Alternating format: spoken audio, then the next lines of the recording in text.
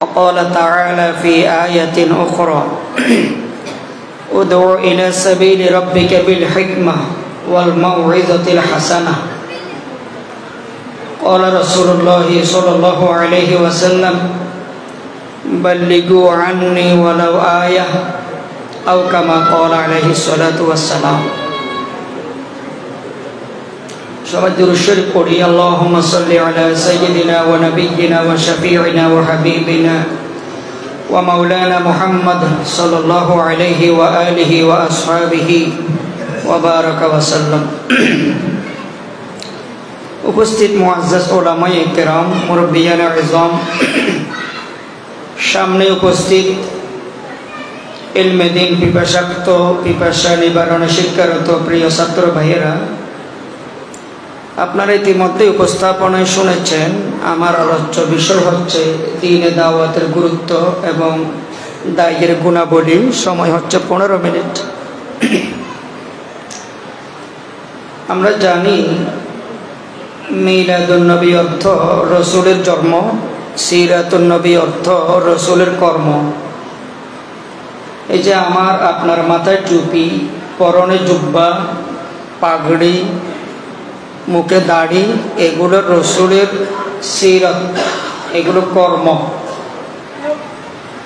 রসুলের পারিবারিক জীবন, সামাজিক জীবন, রাষ্ট্রীয় জীবন, আন্তর্জাতিক জীবন, ব্যবসায়ী জীবন, চাকরি জীবন, এগুলো সব সিরাতুন নবী সাল্লাল্লাহু আলাইহি ওয়াসাল্লাম, সিরাতুন নবীর অংশ। পৃথিবীর মধ্যে সর্বশ্রেষ্ঠ সাহিত্যিক ছিলেন আমাদের রসুল সাল্লাল্লাহু আলাইহি ওয়াসাল্লাম। যেহেতু রসুলের উস্তাদ ছিলেন স্বয়ং আল্লাহ, তো রসুলের চেয়ে বড় সাহিত্যিক আর কেউ হতে পারে না। দ্বীনের দায়ীর গুণাবলীর মধ্যে একটা গুণাবলী হচ্ছে সাহিত্যিক হওয়া, সাহিত্য চর্চা করা, ভাষা শেখা। দ্বীন প্রচারের জন্য, দ্বীনের দাওয়াত দেওয়ার জন্য যদি আপনি ইংরেজি ভাষা শিখেন, আপনি চাইনিজ ভাষা শিখেন, সিঙ্গাপুরি, থাইল্যান্ডি ভাষা, আফ্রিকান ভাষাও শিখেন, এটা ইবাদত হয়ে যাবে। কারণ দ্বীন প্রচারের স্বার্থে, কোরআন হাদিস প্রচারের স্বার্থে আপনি ভাষা শিখতেছেন। আর ভাষা পৃথিবীর কোনো মানবের দান না, ভাষা হচ্ছে আল্লাহর দান। পৃথিবীর সমস্ত ভাষা আল্লাহর নিয়ামত, আল্লাহর দান। আল্লাহ তাআলা এগুলো মানুষের মগজে ঢুকাই দেন, মানুষ মগজ থেকে এগুলো জবানে প্রকাশ করেন। তো রসুল করিম সাল্লাল্লাহু আলাইহি ওয়াসাল্লামের যত সিরাতের পয়েন্ট আছে, ক্যাটাগরি আছে, তার মধ্যে একটি হচ্ছে দ্বীনি দাওয়াত। রসুল করিম সাল্লাল্লাহু আলাইহি ওয়াসাল্লাম দ্বীনের দাওয়াত দিয়েছেন, এটি রসুলের সিরতের একটি অংশ। তাহলে এই যে দ্বীনের দাওয়াত দেওয়া, আমাদের রসুল করিম সাল্লাল্লাহু আলাইহি ওয়াসাল্লামের আগে 2 লক্ষ বা 1,24,000 নবী রসুল দুনিয়াতে এসেছিলেন। তারা প্রত্যেকে পার্সোনালি দ্বীনের দাওয়াত দিয়েছেন। উম্মতের এই দায়িত্ব ছিল না। দ্বীনের পথে দাওয়াত দেওয়া, মসজিদমুখী করা, নামাজমুখী করা, পাবলিককে, জনগণকে আল্লাহমুখী করা, মূর্তি পূজা থেকে বিরত হয়ে আল্লাহর ইবাদত করা, এই যে দাওয়াত, এটা কোনো পাবলিকের দায়িত্বে ছিল না, একমাত্র নবী রসুলদের দায়িত্বে ছিল। কিন্তু আমরা আখেরি উম্মত, এমন একটা উম্মত, নবীওয়ালা দায়িত্ব, পয়গম্বরী দায়িত্ব, রসুলওয়ালা দায়িত্ব, দ্বীনের পথে দাওয়াত, এটা আমাদের উপর অর্পণ হয়েছে। সুবহানাল্লাহ। তো দ্বীনের দাওয়াত দেওয়া এটা নবীওয়ালা কাজ, এটা রসুলওয়ালা কাজ, এটা পয়গম্বরী কাজ। তাই বেশি বেশি দ্বীনের দাওয়াত দিতে হবে আমাদেরকে।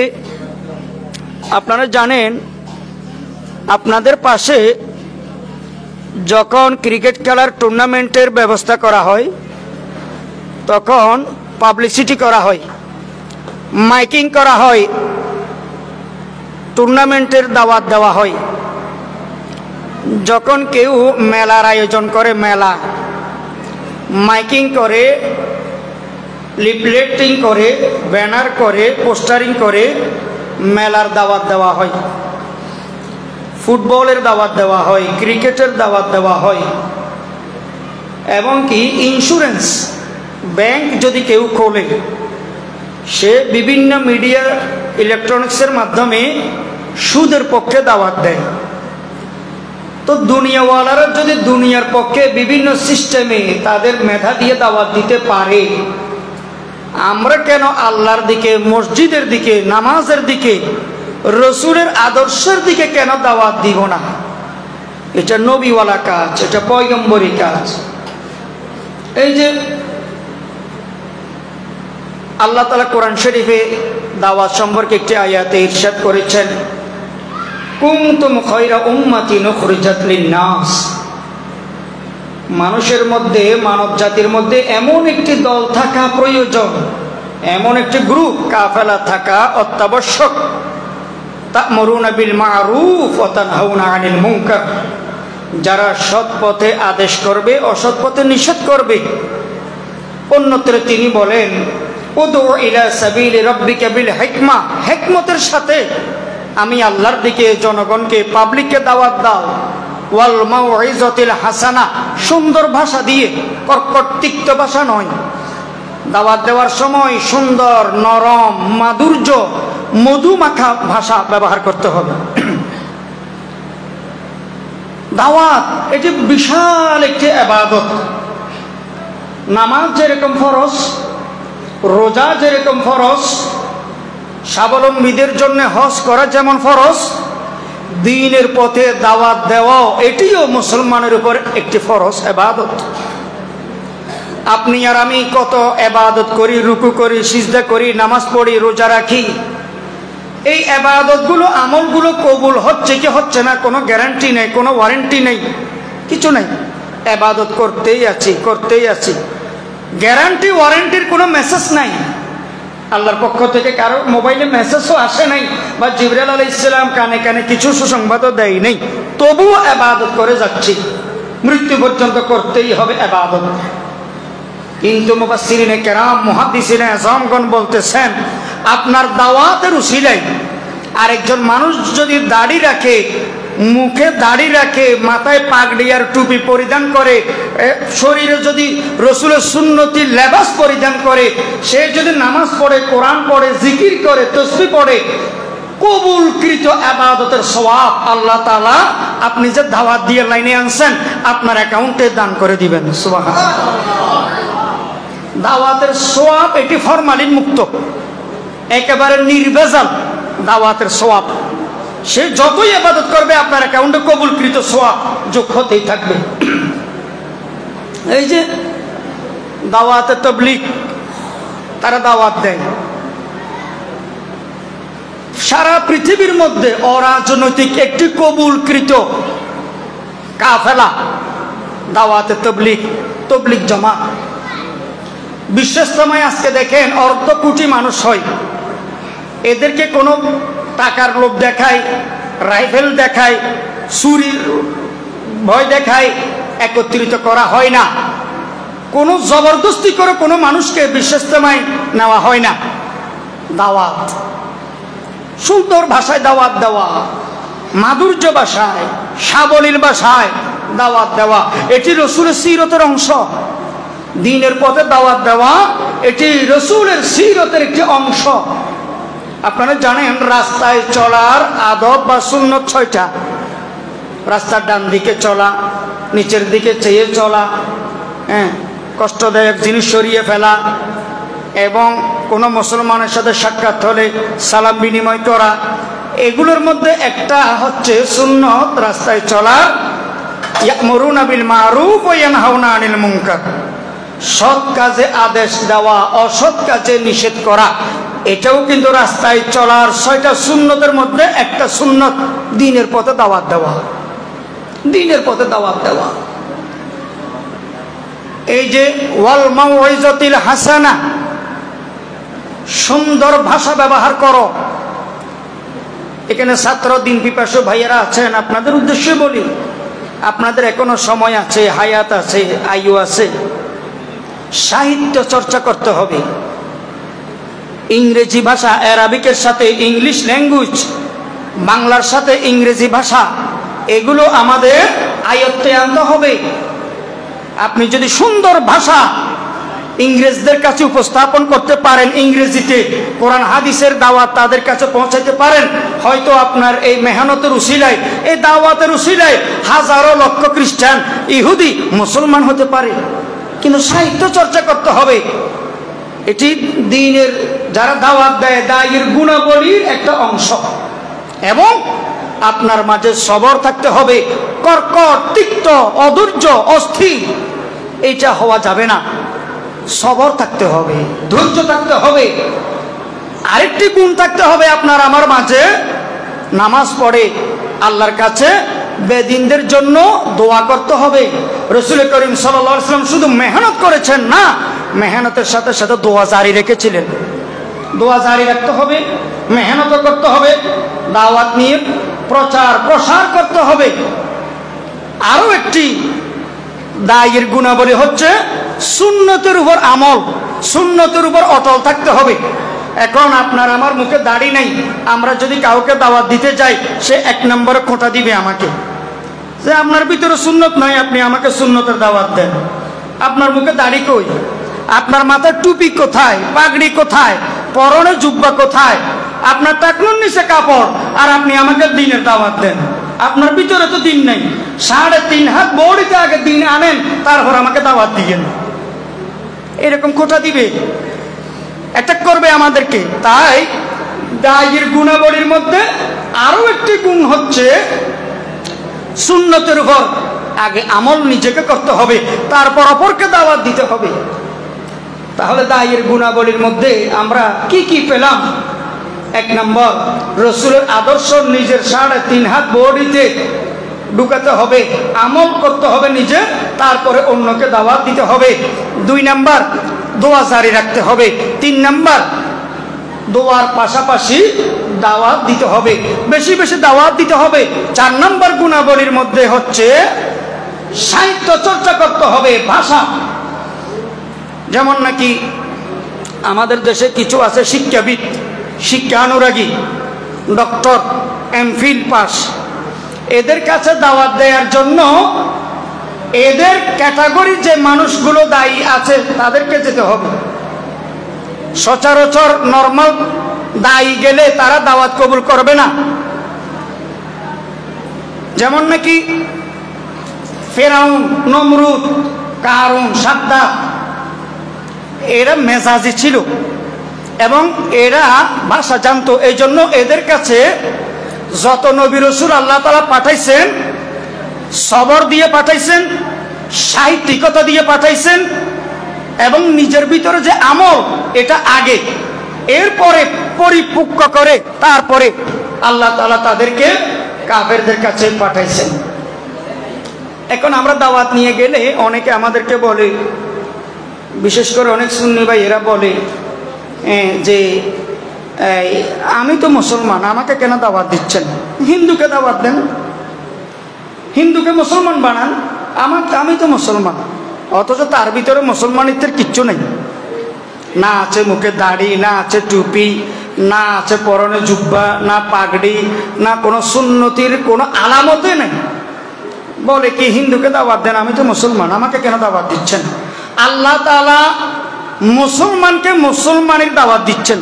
ইয়া আইয়ুহাল্লাযীনা আমানু আমিনু, হে ঈমানদারেরা ঈমান আনো। ঈমানদারকে ঈমান আনার দাওয়াত দিচ্ছেন আল্লাহ। আল্লাহ যদি ঈমানদারকে ঈমান আনার দাওয়াত দেয়, তো মুসলমানের দাওয়াত দিতে অসুবিধা কোথায়? এটা তো আল্লাহর আমল। ক্বালা রাসূলুল্লাহ সাল্লাল্লাহু আলাইহি ওয়াসাল্লাম বাল্লিগু আন্নী ওয়ালাউ আয়া। এই হাদিস এই জন্য বলতেছি, অনেকে বলেন এটা তো নবীওয়ালা কাজ, রসুলওয়ালা কাজ, আপনারা কেন আসছেন আমার কাছে? আল্লাহ রসুল বলেছেন বাল্লিগু, আমর সিগা বহু বছর। এই বাল্লিগু আমরের মধ্যে, ফ্লোরালের মধ্যে সারা পৃথিবীর মুসলমান অন্তর্ভুক্ত আছে।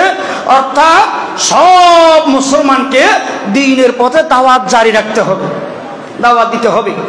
আমি জানি এখানে স্টেজে যারা আছেন, সামনে যারা আছেন, অধিকাংশ সিংহভাগ মানুষের ফেসবুক আইডি আছে, অনেকের ইউটিউব চ্যানেল আছে, অনেকের পেজ আছে, পেজ। আবার অনেক এলাকার মধ্যে আছে টিকটক চ্যানেল, আছে টিকটক আইডি।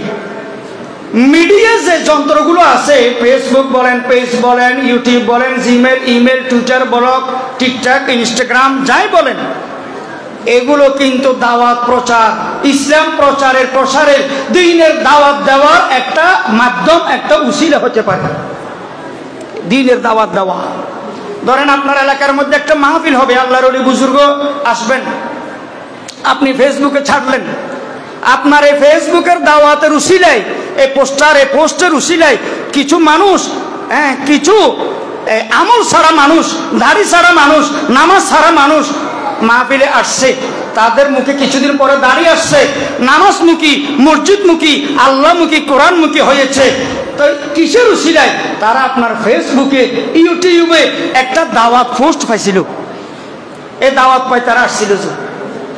তাই আমরা মনে করি ইলেকট্রনিক্স যে জিনিসগুলো আছে, যন্ত্র, ফেসবুক থেকে শুরু করে, এগুলো বিজাতীয় কালচার, কাফেররা চালাবে না।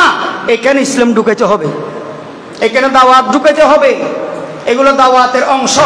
আপনারা জানেন আমাদের বাংলাদেশে অনেক ইসলামিক দল আছে, রাজনীতি করে, তারা রাজনীতি করে। এখন তাদের কাছে একটা প্রশ্ন করে পাবলিকে যে নির্বাচন কেন করেন? এটা তো গণতন্ত্রের অংশ, এটা তো আমেরিকান থেকে সাপ্লাই হয়েছে, আপনারা কেন গণতন্ত্রের অংশে যান? নির্বাচন কেন করেন? ভোট কেন করেন? দুটো কারণে নির্বাচন করতে হয়, এই ভোট করতে হয় অপারগ অবস্থায়, দুটো কারণে। একটা কারণ হচ্ছে কিয়ামতের দিন যদি কোনো মানুষকে আল্লাহ বলে তুমি টিন চুরি, চাউল চুরি, তেল চুরি, গম চুরি, এই চুরিগুলোর গুণা তোমার।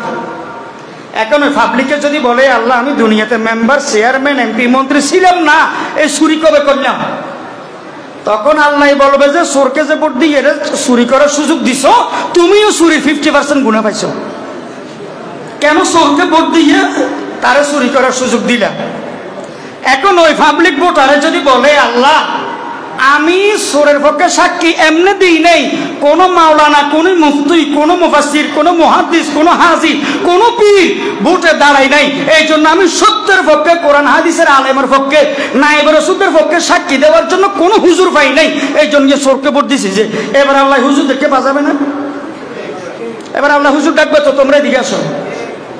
সারা পৃথিবীর সর্বশ্রেষ্ঠ রাজনীতিবিদ ছিলেন আমার পয়গম্বর। সাহাবায়ে কেরাম প্রদেশে প্রদেশে গভর্নরিংয়ের দায়িত্ব আদায় করেছেন, অর্ধজাহান খেলাফতের দায়িত্ব আদায় করেছেন। আর তোমরা আমার কোরআন হাদিসের রাজনীতি পাও নাই? সব মুফতি বাঁধো, হুজুর সব বাঁধো। এই এক কারণে কিয়ামতের দিন বাঁচার জন্য এটা করতে হচ্ছে। আরেকটা কারণ হচ্ছে এমপি, মন্ত্রী, সচিবত্ব, এমপিত্ব, মন্ত্রিত্ব, চেয়ারম্যানিত্ব, এগুলো হোক বা না হোক, কিন্তু দিনের একটা সহি দাওয়াত পৌঁছে যাবে। দিনের একটা দাওয়াত ঘরে ঘরে, ধারে ধারে, দোকানে দোকানে, বারান্দায়, ব্যালকনিতে পৌঁছে যাবে। এইটার উসিলায়, এই জন্য দিনের দাওয়াত দুনিয়াতে পৌঁছে যাচ্ছে, এটার উসিলায়। তাই বেশি বেশি এই দাওয়াত দিতে হবে আমাদেরকে, কোরআন হাদিসের প্রসার করতে হবে বেশি বেশি। তো আমি আপনাদেরকে অনুরোধ করব, আর দীর্ঘ না করি, আমাদের উচিত এই নবীওয়ালা কাজ, পয়গম্বরী কাজ, এই রসুলওয়ালা কাজ আমাদেরকে করতে হবে। বেশি বেশি দ্বীনের দাওয়াত দিতে হবে। এই যে আপনারা জানেন চট্টগ্রামের পোলো গ্রাউন্ড একটা মাহফিল হয়, চরমনাই মাহফিল হয়। এক সময় মরহুম ফজলুল করিম পীর সাহেব চরমনাই রহমতুল্লাহ আলাইহি যখন আসতেন, চট্টগ্রামে বিভিন্ন মাহফিলে 500, 1000, 2000, 5000 মানুষ হইত। কিন্তু এখন চট্টগ্রামের যে পোলো গ্রাউন্ড একটা মাহফিল হয়, সেখানে জুমার দিন মাহফিলে, জুমার দিন কমপক্ষে 5 লক্ষ মানুষ হয়। এত মানুষ যে হয়, জায়গা হয় না দাওয়াতের উসিলায়। কাউকে কোনো বিরিয়ানির প্যাকেটের লোভ, টাকার লোভ, জিলাপি হালুয়ার লোভ, এই লোভে কাউকে আনা হয় না দাওয়াতের উসিলায়। তাই আপনাদেরকে অনুরোধ করবো, আরেকটা এক্সাম্পল দিয়ে শেষ করতেছি। রসুল করিম সাল্লাল্লাহু আলাইহি সাল্লামের 1,25,000 সাহাবী ছিলেন। কোন সাহাবীকে রসুল তলোয়ার ধরে বলেন নাই ইসলাম কবুল করলে কর, না হয় মারি ফেলবো, এরকম কেউ কাউকে বলেন নাই। দাওয়াত দিছেন, সাহাবায়ে কেরাম দাওয়াত কবুল করেছেন, সোনায় সোহাগা হয়েছেন, রাদিয়াল্লাহু আনহুম ওয়া রাদু আন হয়েছেন। তো রসুলওয়ালা কাজ দাওয়াত, দ্বীনি কাজ। তাই আমাদের বেশি বেশি দ্বীনি কাজ করতে হবে, বেশি বেশি দাওয়াত দিতে হবে।